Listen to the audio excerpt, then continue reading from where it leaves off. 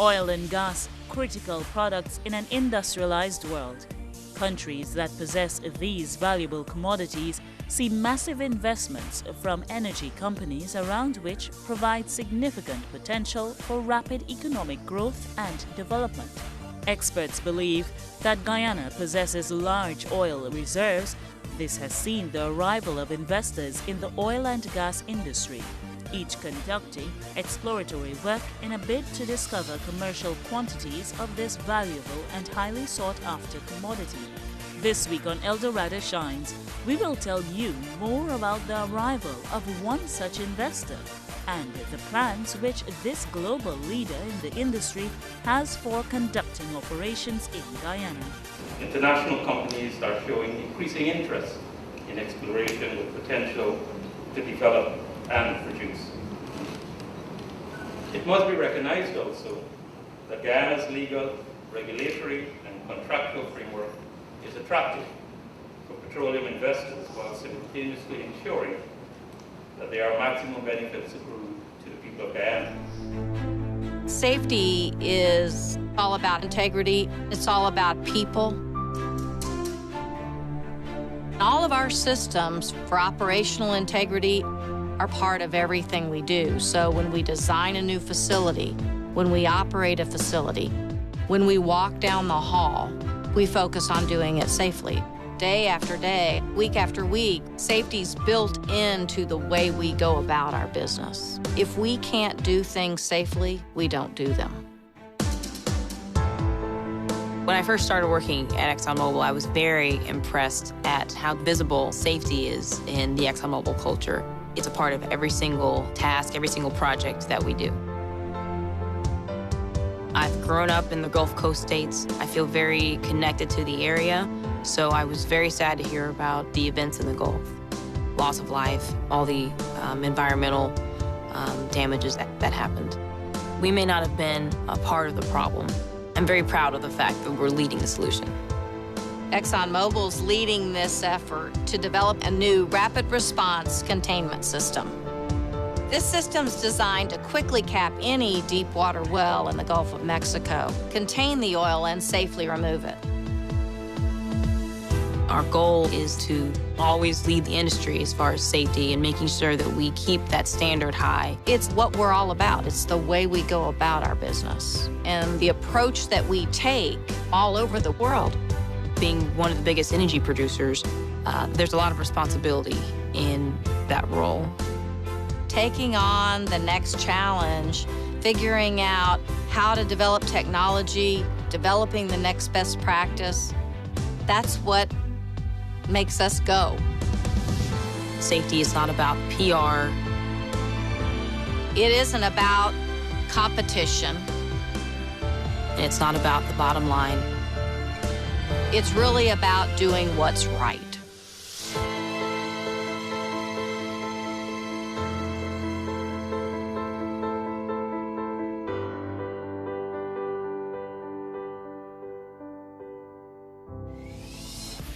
Esso Exploration and Production Guyana Limited, a subsidiary of ExxonMobil, has announced its intention to begin drilling for oil offshore Guyana as early as the second quarter of 2015.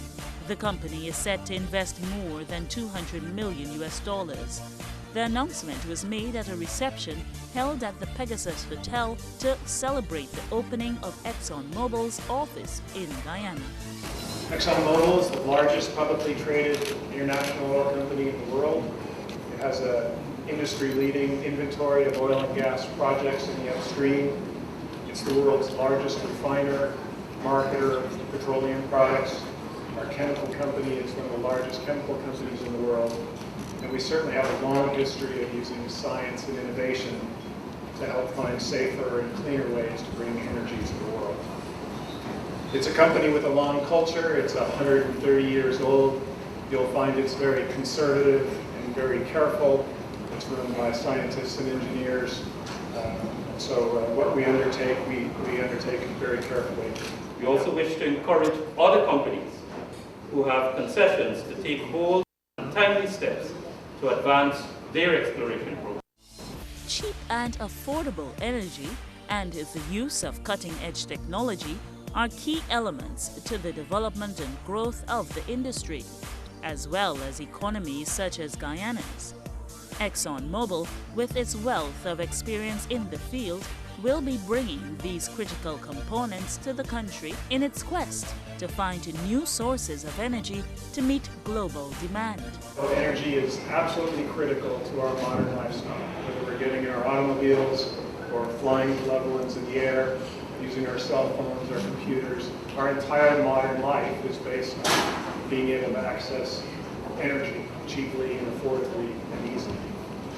Today, the world has about 7 billion people in it, and by 2040, that number will probably grow to something like 8.7 billion. And with that, the energy demand for the world will increase substantially, something like 35%. That'll come along with an enormous increase in the way standard of living for the entire world. Most of that population growth and that economic growth will happen in the non-OECD world. So it's a very big challenge, and it's very much what our company is focused on, is trying to find the quality oil and gas resources that the world is going to need over the next 3 or 4 years to meet that demand. Advances in technology will play a huge role in that.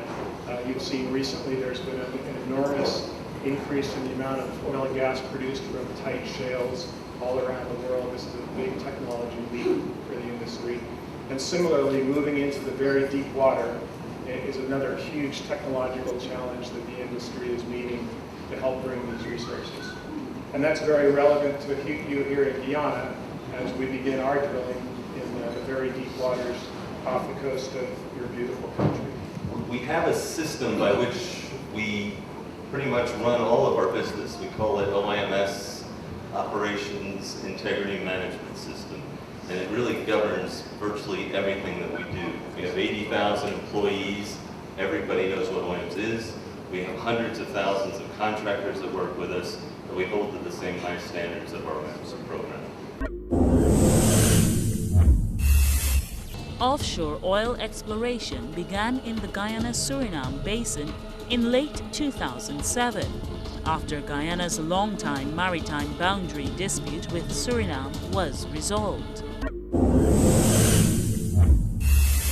The United States Geological Survey ranks the Guyana-Suriname basin second in the world for prospecting among the world's unexplored basins and 12th for oil among all the world's basins explored and unexplored. Government assisting miners. Small and medium-scale operators benefit from duty-free access to all-terrain vehicles, or ATVs, excavators, bulldozers, and other machinery used in the mining industry. These waivers on duty are available to new entrants to the sector and for current miners based on production levels. A message from the Guyana Geology and Mines Commission. Much work has already been started by the government of Guyana to prepare the country to manage an oil and gas sector. Recently, with the support of the Commonwealth Secretariat, a national upstream oil and gas policy was crafted. The GOG continues to reach out to a number of partners, include the U.S. Geological Survey through the U.S. Embassy in Guyana and the Canadian High Commission on the development of a complete and comprehensive framework for the management of the sector. This new policy provides the government with a strong platform for effective development and governance of exploration and developmental activities, both onshore and offshore. Our national upstream oil and gas policy will be the first to be adumbrated to serve as a clear and detailed articulation of our objective of ensuring that we create an internationally competitive upstream oil and gas sector. It provides the basis for addressing this and other challenges, as well as responding to important government priorities and commitments. We have a number of bilateral programs with the US, Canada, as well as a number of multilateral programs with organizations such as UNDP to address many of the complex issues that are critical to sustainable oil and gas sectors, and one that deals with the challenges that are referred or that are currently and some may surmise and describe as resource curse. The company is excited to be embarking on exploration activities in the new and widely untouched frontier of Guyana, even as it recognizes that such an investment comes with risks. This is exploration in a frontier basin, a basin that has not been explored. It's all new geology, so it's very exciting for geologists like me, but it's also very risky. And to give you a sense of what that risk looks like, it's about equivalent to trying to roll a 1 when you roll your dice. And if you lose, it costs you about $300 million. So it's a pretty high stakes game, and it takes a very large company that has a portfolio of these kinds of bets placed all around the world to be able to undertake that kind of activity. The vision of Guyana's upstream oil and gas sector hinges on a strong, vibrant and sustainable private sector-driven oil and gas industry fully compliant with regulations and governing the sector. Regulate as well as monitor petroleum operations to ensure legislative compliance and encourage the application of best practices in petroleum and associated industry operations. Our commitment to exploring that resource safely is unequivocal. We've been working on this for over a year. We've had people rotating in country, very experienced staff here in Georgetown, working through all the relevant ministries and agencies. ExxonMobil is not going to conduct any work unless we know that we can assure ourselves that it can be done safely, it can be done ethically, and it can be done in an environmentally safe manner. So you have our word that we'll certainly be using those criteria whenever we decide whether we're going to go forward with actions.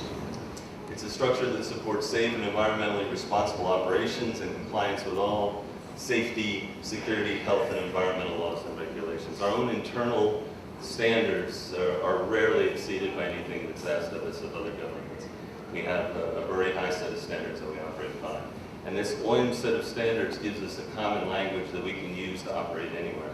So whether we operate in many, many countries, and it's very clear what the standards are that we need to use to operate safely and environmentally correctly. Already, the company recognizes the importance of job creation and employing Guyanese in what is potentially a large-scale operation. The office staff is about 12 folks right now. 9 of those are Guyanese. And this is very much in line with all of our development models around the world, where we use majority staffing from the country. Local content is a very important part of our development model. And those staffing numbers are relatively modest in this early exploration phase of the project. But with success and then development of a large resource, that turns the course into many, many hundreds of people. And in all examples around the world, we are 90 to 95% staffed by the local population. So the development of the local workforce becomes a huge part of success. The Petroleum Division of the Guyana Geology and Mines Commission is the local agency involved in exploring for hydrocarbons.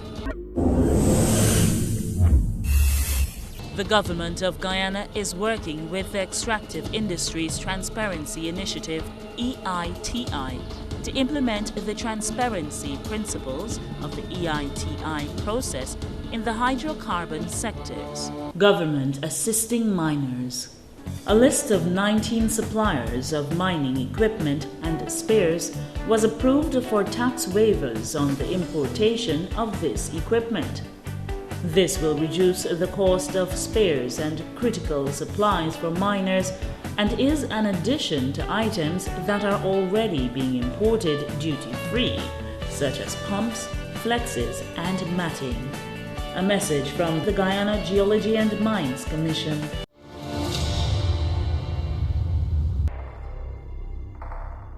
The world as we know it runs on fossil fuels and sunlight. Without energy from the sun, the ecosystem would collapse. Without fossil fuels, most civilizations would also collapse. Say what you will about renewable energy, but oil is the blood pumping through the heart of industry. For decades, the quest for fuel has driven crime, business, and government. Fossil fuels are a tool for progress and a means of oppression. But the question on everyone's mind is this: what happens when we run out?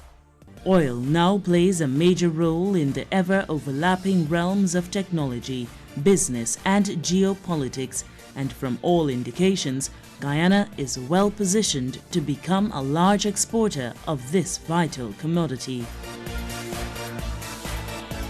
A number of companies have been conducting exploration activities in Guyana, and experts in the field believe that it is only a matter of time before a discovery is made.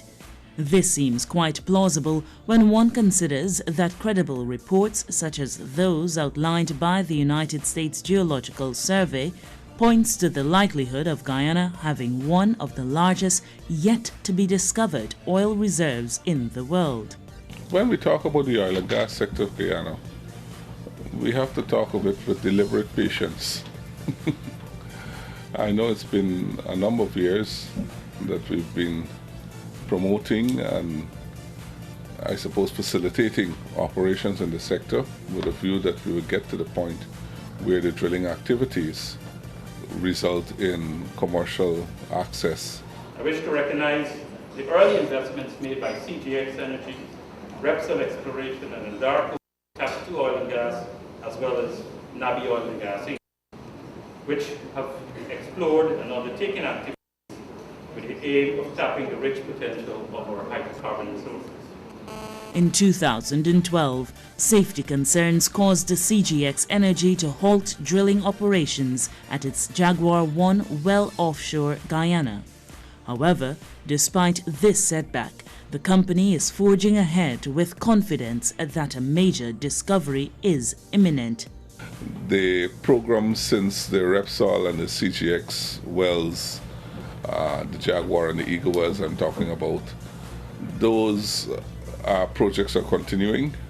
Both groups of companies, both companies, CGX and Repsol, are in place in their respective blocks, continuing with their exercises. And we have had, from Repsol in particular, another swat of 3D seismic done to help with the delineation of some of the prospects that they want to pursue, in addition to and complementary to the Jaguar target and the Jaguar prospect. And the CGX is in a similar mode. Recognizing the benefits an oil discovery could have on the country's economy and development, Guyana has been taking steps to ensure investors in the sector are well received and facilitated. Companies have been able to come here and work and do so competently without any great issues because we're facilitative. And I think the word has gotten around. So we continue to promote and get our message out there that we're a viable place for petroleum exploration and commerciality at some stage. As can be expected, the opening of the petroleum sector does not come without its challenges. GGMC is aware of this and is continuously working to address potential shortcomings. I would hazard that in very short time, if 2 or 3 of these companies decide they're going to drill at one time, that we could find ourselves short of feet on the ground to do a proper monitoring exercise. At the same time, what happens when those wells are done and you don't see another well for another 3 years? You know, what happens there? So it's been a balancing act to try and do that. And then again, too, for the petroleum sector, I believe experts and professionals in that sector, they're very marketable. So they're not going to sit around waiting for things to happen in Guyana. If we train them, they're not going to sit around for things to happen in Guyana and opportunities are elsewhere. So we've had to juggle that. And I think we've not been doing too badly. Right now we understand that there is, we understand what is imminent, and we're working to make sure that we have enough of the kinds of persons with the kinds of qualifications and exposure to deal with that. The Guyana Geology and Mines Commission has also been making efforts to address the lack of skilled labor by providing opportunities for employees to acquire specialized training at the tertiary level. We've had a scholarship program, a very healthy arrangement with the University of Guyana, where we send our students, we send suitable and qualified secondary school applicants who have passed our screening to UG to do their first degrees in whether it's geotechnical engineering, mineral resources, or environmental areas. Those are the three main. We're encouraging a resurgence in the interest of mining engineering, and we're hoping that that will take off. And we have been supporting that faculty at UG and their efforts in that regard.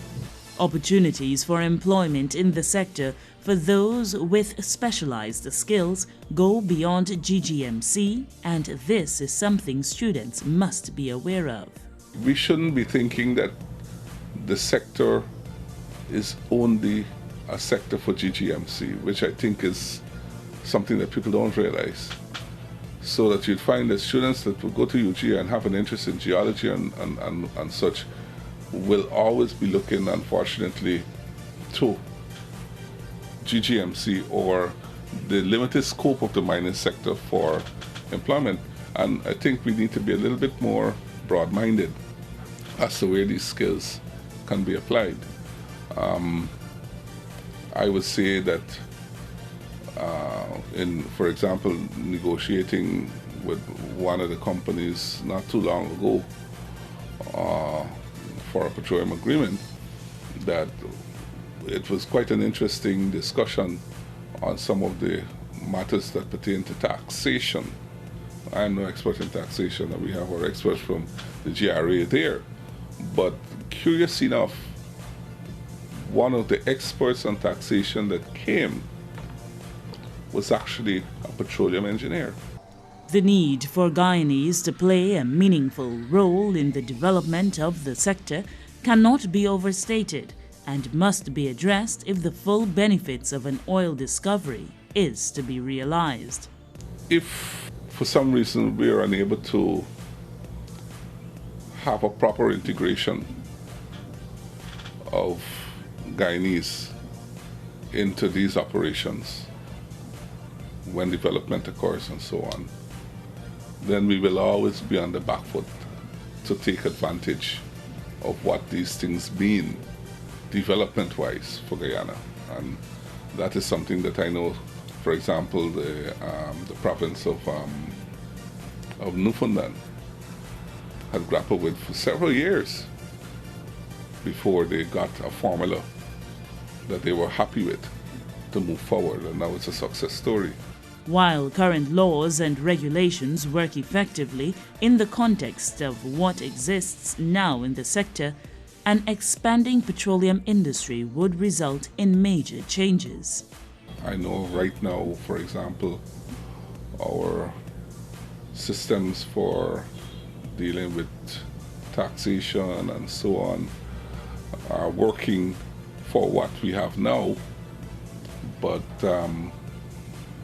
I believe that those financial instruments that would have to be modernized significantly to deal with what petroleum revenues and just the petroleum business would be bringing to Guyana. Opportunities for support services in the sector must also be vigorously pursued.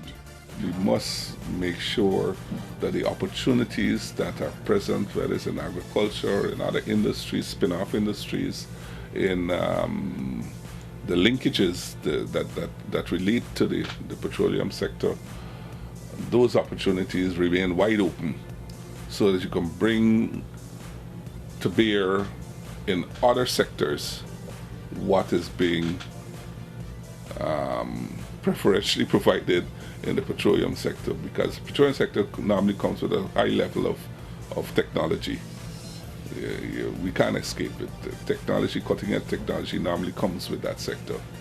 And I'm sure that the very smart people will be able to, so to speak, piggyback to ensure that the enterprises, that other enterprises, whether they're small or medium scale or whatever, other enterprises can take advantages of the footprint of the better technology and information services and so on that petroleum would bring, and of course the expertise that will come to the shores. Investment in the oil and gas sector may lead to direct business such as engineering, maintenance, fabrication, barging, towing and trucking, all which call for new and improved port facilities, industrial yards, air services, security, surveillance and intelligence. Government assisting miners. The Ministry of Natural Resources and the Environment and the Guyana Geology and Mines Commission continue to undertake the rehabilitation of hinterland roads and infrastructure to ensure mining lands are easily accessible. In this regard, efforts are being made to implement road monitoring checkpoints to ensure that roads are not used indiscriminately, since this results in its deterioration. A message from the Guyana Geology and Mines Commission. Government assisting miners.